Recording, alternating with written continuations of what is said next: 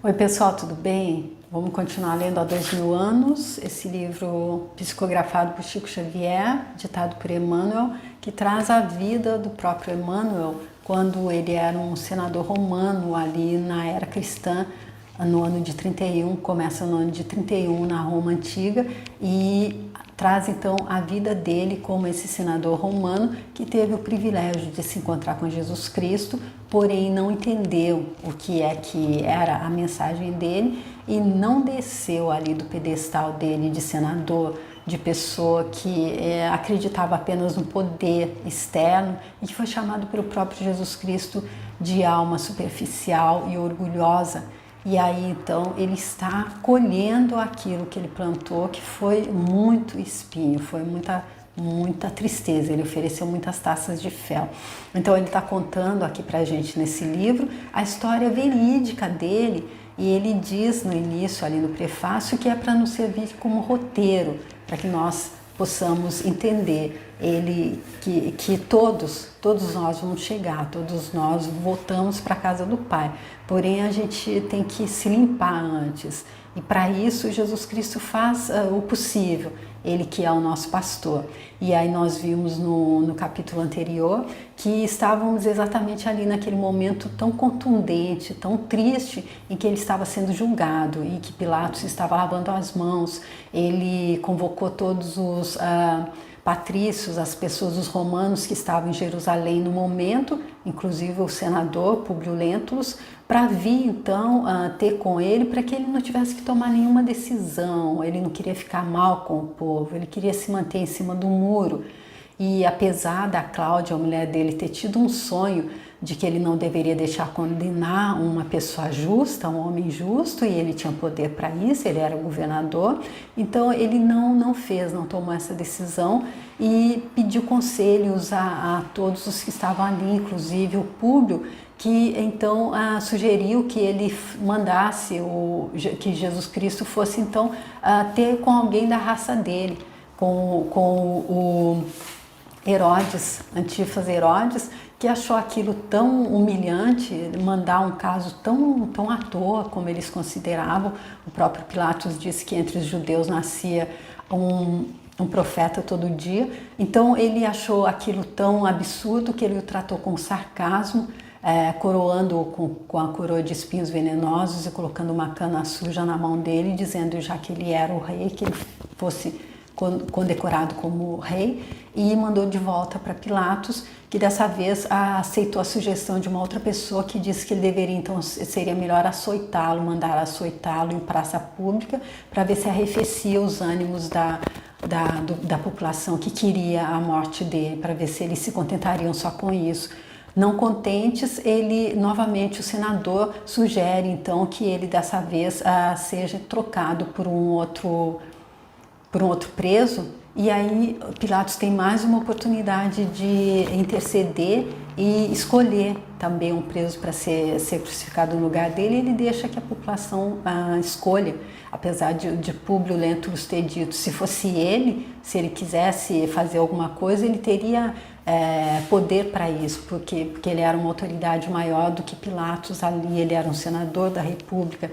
Mas ele disse que não iria fazer dessa forma, que não cabia a ele, tinha acabado de chegar ali, e Pilatos estava lá há mais de 7 anos, conhecia o povo dele, porém que se fosse ele que decidisse, ele dispersaria a população à pata de cavalo, ou seja, se Pilatos quisesse, ele teria feito dessa forma, ele teria escolhido o criminoso, o ladrão, o outro prisioneiro, e não Jesus Cristo, porém ele não quis. E agora então, que Jesus caminha para o Gólgota, para o local onde ele vai ser crucificado, levando a cruz. Então nós vemos Ana e o tio dela que estão ali acompanhando, e quando eles veem que realmente a coisa vai acontecer, eles decidem ir para a casa do senador, onde eles encontram Lívia e pedem a ela que interceda junto de Pilatos. E aí ela titubeia um pouco, porém ela resolve ir. Ela disse que ela gostaria de perguntar para o marido dela, mas ela sabia que Pilatos tinha chamado ele. Porém, ela não sabia onde é que ele estava exatamente nesse momento, porém ela tem alguns pensamentos, mas decide que ela vai. Ela lembra que Jesus Cristo, no encontro que ela teve com ele, ele disse que ela teria oportunidade de dar o sacrifício dela, de dar o testemunho de sacrifício dela também, e ela vai. E quando ela chega, quem a recepciona, quem a encontra é o Sulpício Tarquínios, que está em confabulação com a Fúvia, que é a irmã da Cláudia, a mulher do Pilatos, e ao mesmo tempo é a amante do Pilatos, e que, como ela viu que Pilatos está interessado em Lívia, está interessado em tê-la como amante, então ela fica com muita raiva e muita inveja e resolve então estar fazendo a cabeça do senador contra a mulher dele, fazendo ele acreditar que ela esteja aceitando as investidas de Pilatos e que ela seja amante dele. Então, quando o Sulpício vê a Lívia ali, ele que também acredita, porque no dia do rapto do filho do senador, o Marcos, aquele neném de alguns meses apenas, que foi a Semele, uma das criadas que o raptou e entregou para o raptor, eles estavam ambos vestidos à romana. E o Sulpício viu os dois ali, altas horas da noite, não viu que foi entregue um pacote, mas ele viu os dois, um homem e uma mulher, viu que a mulher voltou para casa e viu que ela estava vestida à romana. E aí ele deduziu que só poderia ser a Lívia e que o homem a cavalo vestido à romana também só poderia ser o governador Pilatos, que estava em Nazaré, a pouca distância dali. O fato aconteceu em Cafarnaum. Então, quando ele viu a Lívia ali no palácio, ele imaginou que ela teria ido visitar o amante dela. E como ele sabia que o marido dela estava ali, então ele mandou que ela entrasse pela passagem reservada às mulheres amantes de Pilatos que vinham visitá-lo ali no palácio. Então era uma alcova já ali reservada para essas visitas conjugais, extraconjugais, já que ele era casado.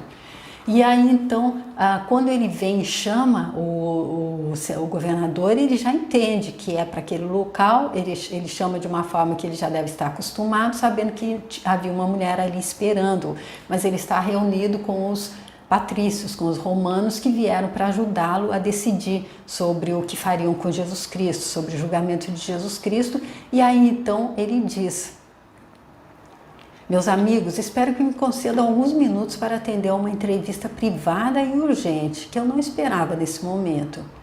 E retirando-se com o assentimento unânime dos presentes, o governador atingia o gabinete reservado, onde, eminentemente surpreendido, encontrou o vulto nobre de Lívia, mais bela e mais sedutora, naqueles trajes despretensiosos e simples, e que lhe falou nestes termos: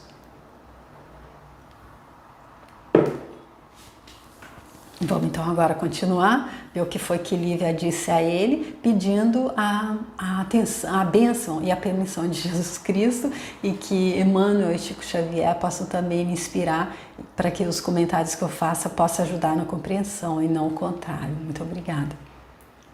Senhor governador, embora sem o consentimento prévio do meu marido, resolvi chegar até aqui em virtude da urgência do assunto, a suplicar vosso amparo político para a absolvição do profeta de Nazaré.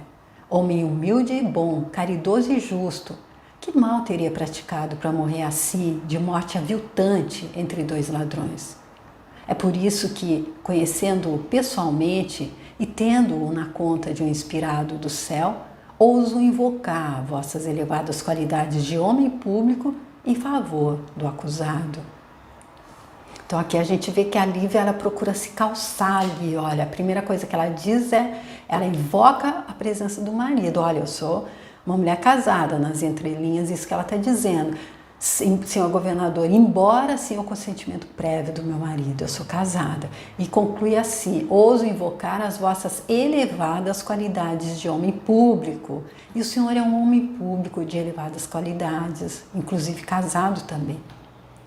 A voz dela era trêmula, indicando as emoções que lhe iam na alma. Senhora, respondeu Pilatos, fazendo o possível para sensibilizar e seduzir-lhe o coração com a fingida ternura de suas palavras.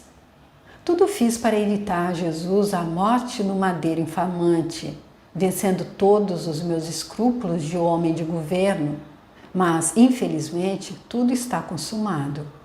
Nossa legislação foi vencida pelas iras da multidão delinquente, nas explosões injustificadas do seu ódio incompreensível. Aqui mais uma vez ele se fazendo daquele que não teve culpa nenhuma. E se ele, como é que a gente pode, um governador pode dizer que a população enfurecida resolveu alguma questão? Para que ele estaria ali então? O próprio Públio não disse, se fosse ele a tomar a decisão, ele mandaria dispersar a multidão, a patada de cavalo. Eles têm como, quando querem dispersar a multidão, não é? Aqui ele sendo inverídico aqui com as palavras dele, ou seja, ele está mentindo para ela. Então, não é lícito esperarmos nenhuma providência a mais a benefício desse homem caridoso e justo, condenado como vulgar malfeitor? Será ele então crucificado pelo crime de praticar a caridade e plantar a fé no coração dos semelhantes dele que ainda não sabem adquiri-la por si próprios? Então aqui a Lívia, mais uma vez, ela fica com um pouco como enraivecida até, para ele dizer que não tem mais jeito. E aí ela dá, acredito, uma alfinetada. Ele veio tentar plantar a fé no coração dos semelhantes dele que ainda não sabem adquiri-la por eles próprios, incluindo ali o governador. Infelizmente assim é, replicou Pilatos contrafeito. Tudo fizemos a fim de evitar os desatinos da plebe amotinada, mas meus escrúpulos não conseguiram vencer, sendo obrigado a confirmar a pena de Jesus, a contragosto. Por um momento entregou-se Lívia às meditações dolorosas dela, como se estivesse inquirindo a si mesma qualquer providência nova a adotar sem perda de um minuto. Quanto ao governador, depois de imprimir uma pausa às palavras, deixou que os instintos do homem surgissem plenamente naquelas circunstâncias. E nós vimos ali no passado, então, quem está vendo pela primeira vez não seguiu, desde o início, que o governador, então, ele está investindo, fazendo as suas investidas ali sobre a Lívia, ele quer tê-la como mais uma amante, e ela é a mulher do Públio Lentulus. Ele já abriu o jogo para ela ali num jantar que ele deu para eles quando eles chegaram a Jerusalém, para recepcioná-los, e ela já mostrou a ele que ela não queria nada com ele, porém ela está ali agora, ali no quarto onde ele recebe as amantes, sem saber. Aquele dia havia sido de lutas penosas e intensas. Singular abatimento físico lhe dominava os centros mais poderosos da força orgânica, mas diante dos seus olhos habituados à conquista e muitas vezes aos recursos da própria crueldade, estava aquela mulher que lhe resistira. Poderosa algema parecia imantá-lo à personalidade simples e carinhosa dela. E ele, mais que nunca, desejou possuí-la, tornando-a, como as outras, um instrumento de suas transitórias paixões. O ambiente, sobretudo, conturbava-lhe as fontes mais puras do raciocínio. Aquele gabinete era destinado exclusivamente às suas extravagâncias noturnas, e fluidos entontecedores pairavam em todos os seus escaninhos, embotando os mais nobres pensamentos. Ou seja, aquele local ali, ele estava tão impregnado daquela lascívia, daquela sensualidade não condizente com uma pessoa casada, como era o governador, cujo quarto da mulher com ele devia estar ali nas adjacências, apesar do palácio ser grande. Então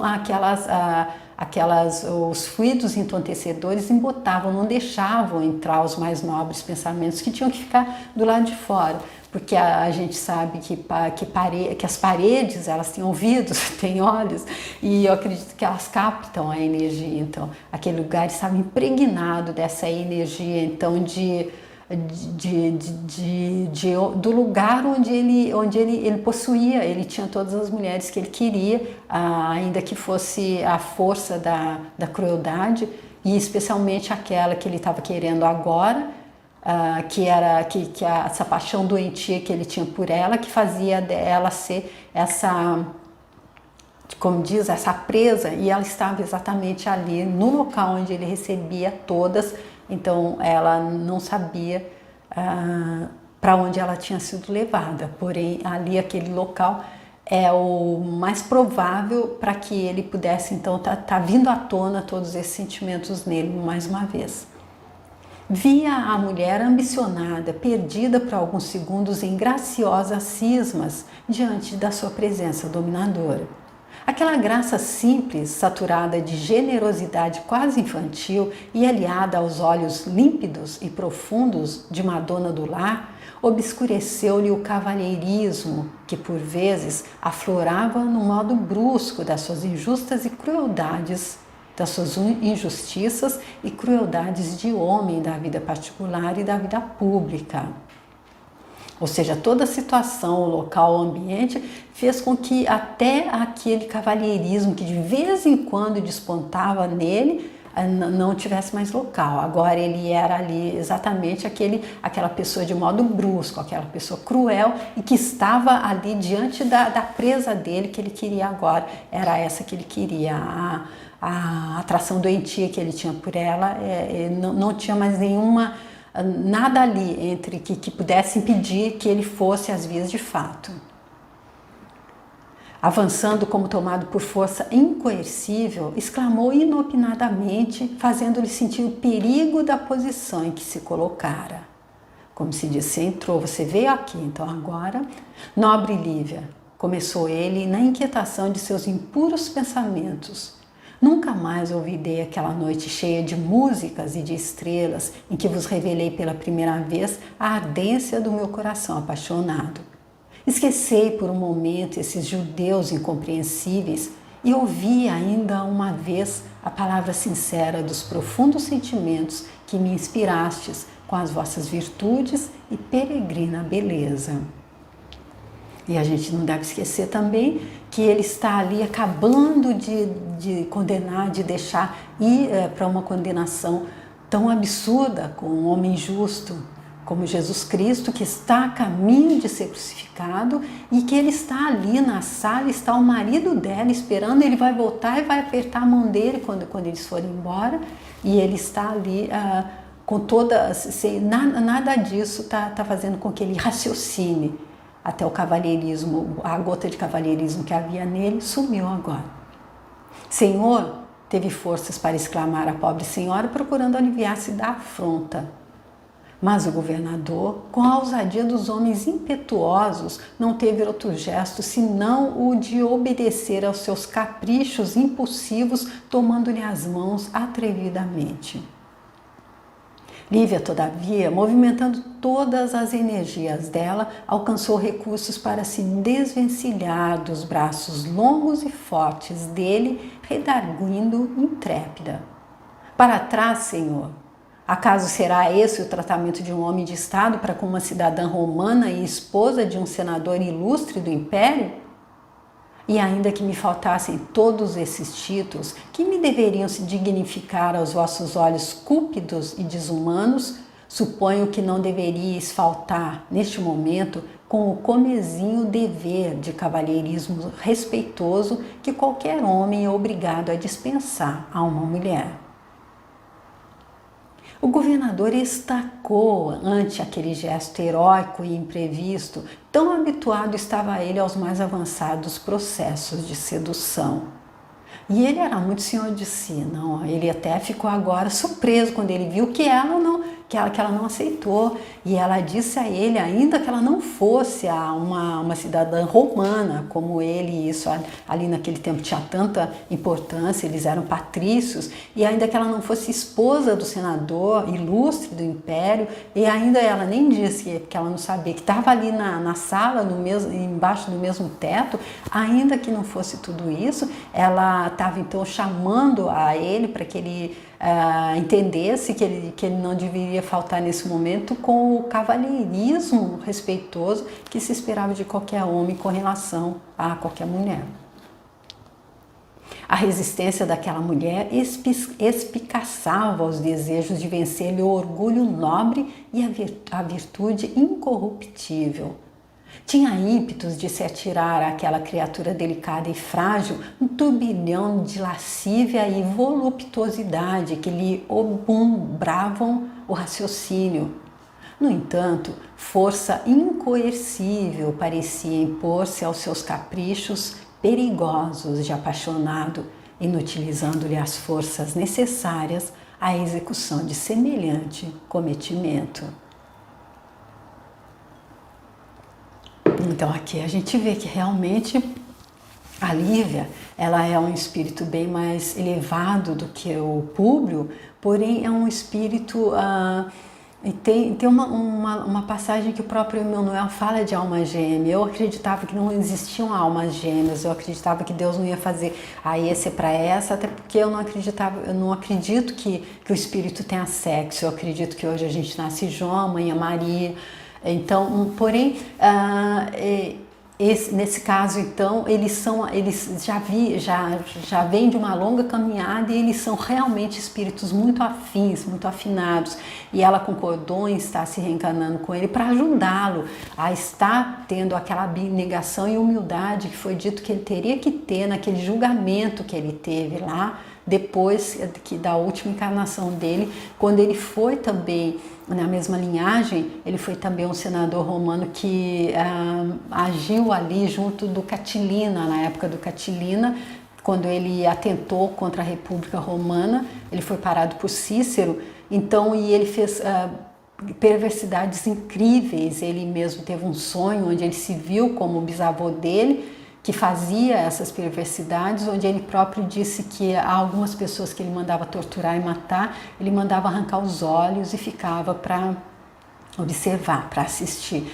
E aí então, depois que ele teve esse julgamento levado pelas mãos da própria Lívia, foi dito a ele que ele viria uma época de grandes luzes, ou seja, ele estaria ali vindo colher o que ele plantou na época em que Jesus Cristo estava na Terra.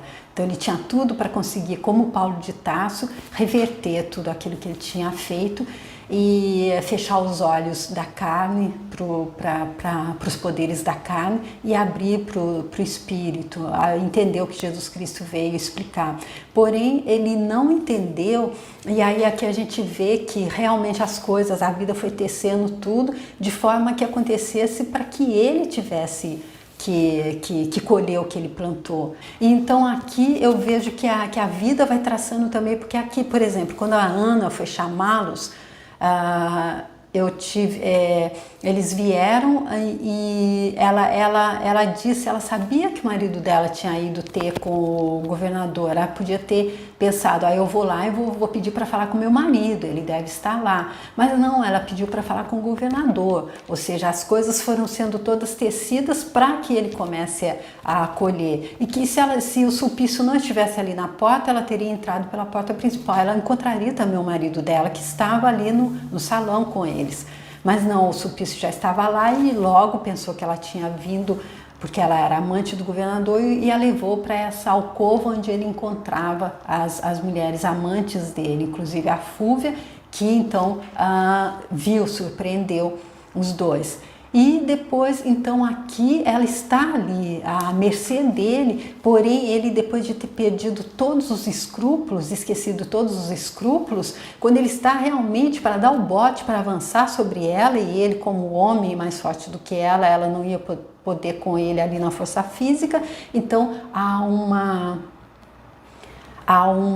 força estranha, inconhecível, vai se impor aos caprichos dele, não vai deixar que ele execute o que ele está pensando em fazer. Ou seja, tudo vai acontecendo, porém o que não é para acontecer não acontece. Ela está ali, aconteceu até desse jeito, para que o senador possa colher o que ele plantou, porém com ela não, uma força, como ele está dizendo aqui, que não estava, ele não conseguiu entender, que parecia uma força incoercível, parecia impor-se aos seus caprichos perigosos de apaixonado, ou seja, impediu-o de ir às vias de fato. Neste comenos, a esposa do senador, lançando-lhe um olhar doloroso, onde se podia ler toda a extensão do sofrimento e do desprezo dela em face do ultraje recebido, retirou-se profundamente emocionada, com o cérebro fervilhante dos mais desencontrados pensamentos. Antes, porém, que a vejamos sair do gabinete, somos obrigados a retroceder alguns minutos, quando Fúvia solicitou ao sobrinho do marido o obséquio de uma palavra em particular, pondo-o ao corrente de tudo o que se passava. Então a gente já viu ali alguns minutos depois também que a Fúvia assistiu tudo. Ela viu a Lívia chegando e quem é o sobrinho do marido dela? O marido da Lívia, é o Públio Lentulus. Ele estava ali também, então ela foi concluir o que a perversidade dela, concluir o plano perverso dela de estar, denigrindo a imagem da Lívia diante do marido dela. O senador experimentou um choque terrível no coração, pressentindo que a prevaricação da mulher estava prestes a confirmar-se diante dos próprios olhos, e contudo hesitou ainda a acreditar em semelhante vilania. Lívia aqui? Perguntou soturnamente à esposa do tio, dando a entender pela inflexão da voz que tudo não passava de criminosa calúnia. Sim, exclamou Fúvia, ansiosa por fornecer-lhe a prova tangível de suas asserções. Ela está em colóquio com o governador, no compartimento privado dele, sem ajuizar da situação e das circunstâncias em que se verifica tal encontro, porque afinal Cláudia ainda está nesta casa e perante a lei minha irmã é a esposa legítima de Pilatos, mal habituado com os costumes dissolutos da corte, de onde foi enviado para cá em virtude de sérios incidentes desta mesma natureza. Então ali ela destila todo o fel dela, dizendo que a Lívia não estava respeitando nem a mulher do Pilatos, que era a esposa legítima dele. E ela o Públio não sabe, mas ela é a amante do Pilatos. Então ela está completamente acostumada a frequentar aquele local onde a Lívia está agora, onde ela acreditava que ia acontecer alguma coisa. Ela sabia, acredito que não ia acontecer, porque a Lívia não deixaria, pelo menos não com o consentimento dela. Porém, ela vem para envenenar a mente do senador, que pensa e insiste, talvez buscar nele forças para não acreditar. Públio Lentulus arregalou os olhos na sua ingenuidade, dando guarida aos mais horríveis sentimentos, intoxicando-se com o veneno da mais acerba desconfiança, em vista de todas as circunstâncias operarem contra a mulher dele, embora jogasse ele no assunto com os mais vastos cabedais da sua tolerância e liberalidade. A atitude de expectativa dele revelava ainda um máximo de incredulidade com respeito às acusações que ouvira, mas observando a caluniadora o seu angustiado silêncio, acudiu ansiosa, exclamando: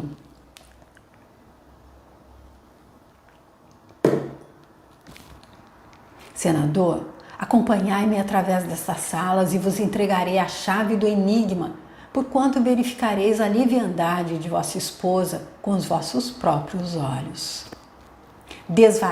Desvairais? Perguntou ele com serenidade terrível. Um chefe de família da nossa estirpe social, a menos que uma confiança mais forte lhe outorgue esse direito, não deve conhecer as intimidades domésticas de uma casa que não seja a sua própria. Uau! Ele realmente se mantém senador, ele é o homem de Estado, ele não vestiu, ele não é o marido ali, porque senão eu acredito que pouquíssimos maridos teriam essa atitude que ele teve. Qualquer um nessa circunstância iria correndo ali, mas ele não. Ele se manteve ali frio, o senador, o homem de Estado, não o marido. Percebendo que o golpe falhara, voltou Fúvia a exclamar com a mesma firmeza: Está bem, já que não desejais fugir aos vossos princípios, aproximemo-nos de uma dessas janelas. Daqui mesmo podereis observar a veracidade de minhas palavras com a retirada de Lívia dos apartamentos privados deste palácio. E quase a tomar o interlocutor pelas mãos, tal o abatimento moral que se apossara dele, a mulher do pretor aproximou-se do parapeito de uma janela próxima, seguida pelo senador que a acompanhava cambaleante. Então, aqui a mulher do pretor é a Fúvia, o pretor é o tio, é o Sálvio, é o tio do Públio. Então, ela, já que ele não quis ir descer lá, porque imagina se ele fosse lá no quarto, chegasse lá e realmente encontrasse Lívia e o governador ali em uma intimidade, de um encontro íntimo entre os dois. Se fosse verdade que ela fosse amante dele, qual é a atitude dele aí? O que ele faria? Como é que ele agiria ali diante da Fúvia? Então ele pensou em tudo isso, porém ele foi cambaleante. Isso deve ter demandado dele muita energia para manter essa frieza. E ela, como já conhecia bem ali, ela o levou para próximo de uma janela e não foram necessários outros argumentos que melhor o convencessem. Chegados ao local preferido de Fúvia, como posto de observação, em poucos segundos viram abrir-se a porta do gabinete indicado, ao mesmo tempo que Lívia se retirava nos seus disfarces galileus, deixando transparecer na fisionomia os sinais evidentes da emoção dela, como se quisesse fugir de situação que a acabrunhava penosamente.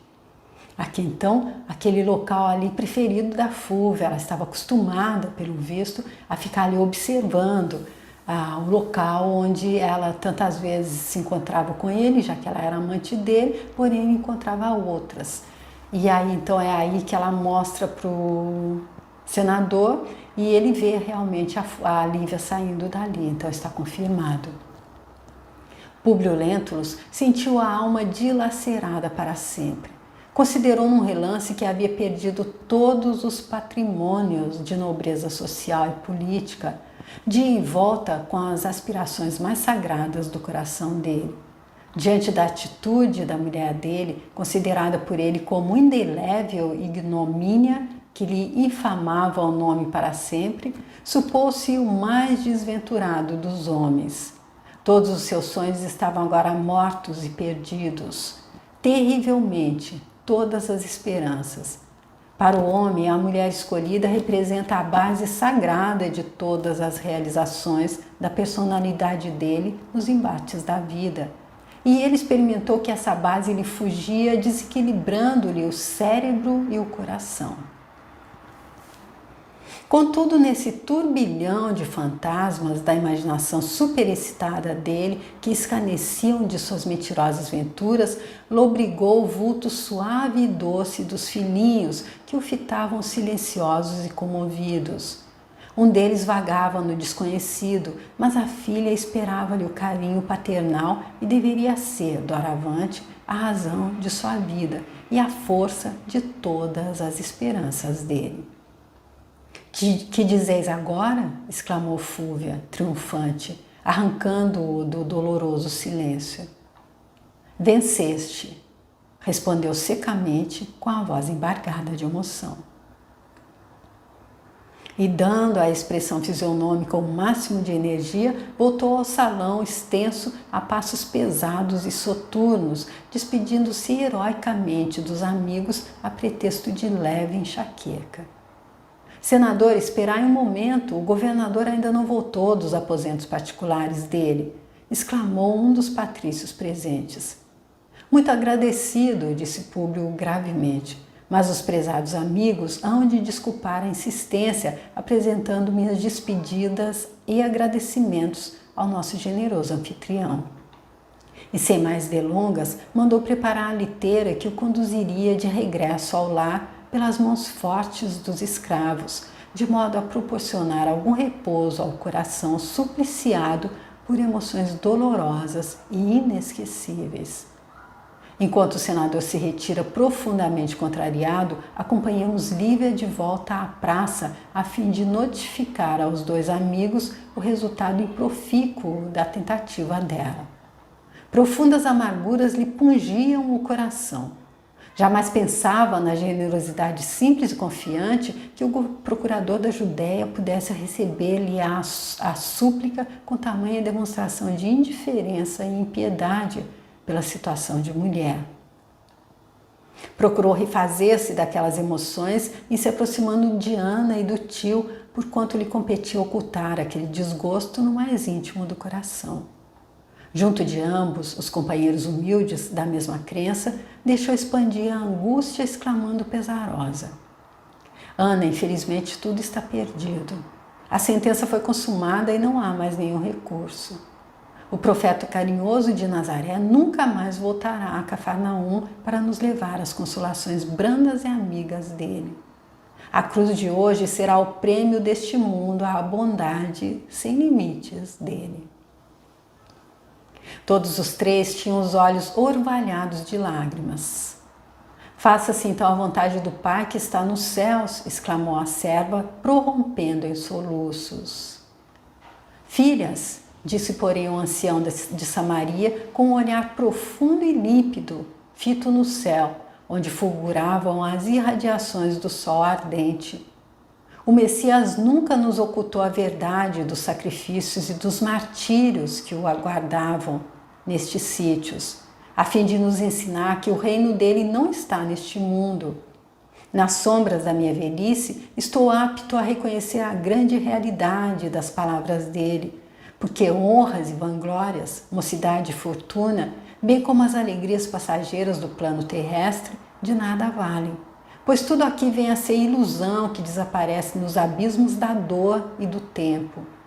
A única realidade tangível é a de nossa alma, a caminho desse reino maravilhoso, cuja beleza e cuja luz nos foram trazidas pelas lições inesquecíveis e carinhosas dele. Então aqui ela traz a notícia para Ana e para o tio dela.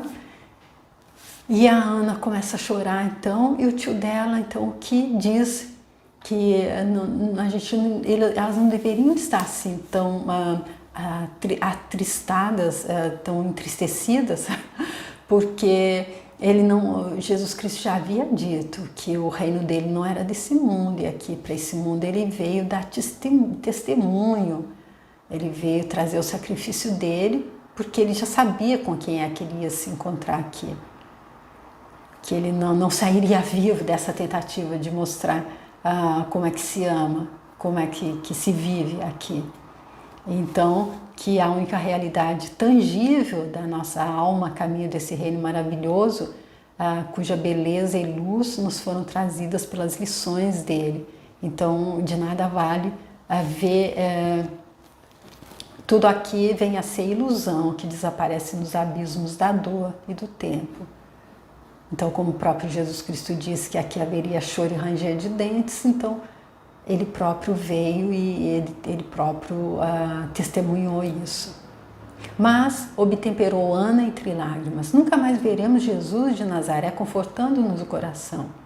Que dizes, filha? Exclamou Simeão com firmeza.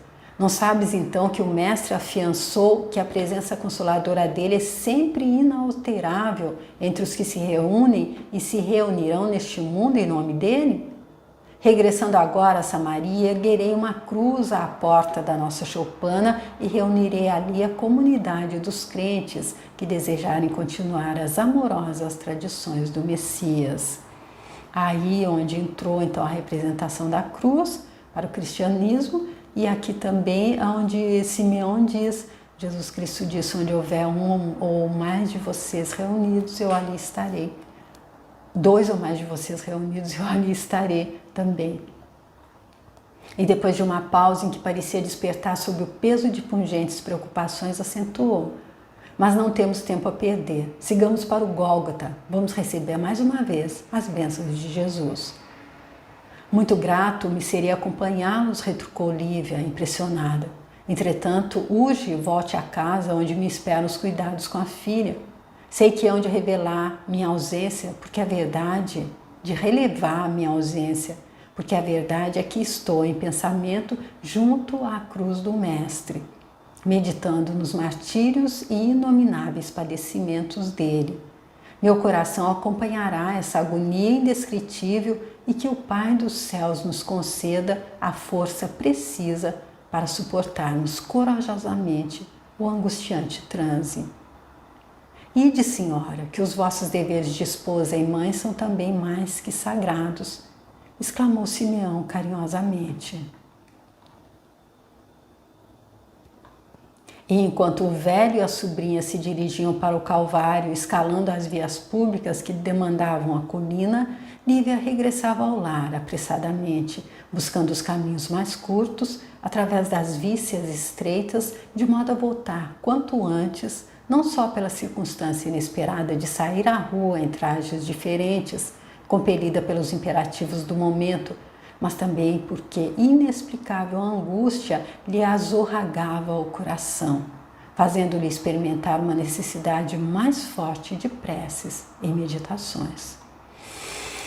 Então aqui, chegou aqui no final essa parte, então tão cheia de emoções ali, onde tanta coisa aconteceu, onde Públio, que é o personagem principal, então, entendeu ali na cegueira dele, ele entendeu que não havia perdido a filha tinha sido curada, porém ele havia acabado de perder o filho, agora ele acabava de perder a mulher, que ele acreditava realmente seria amante do governador.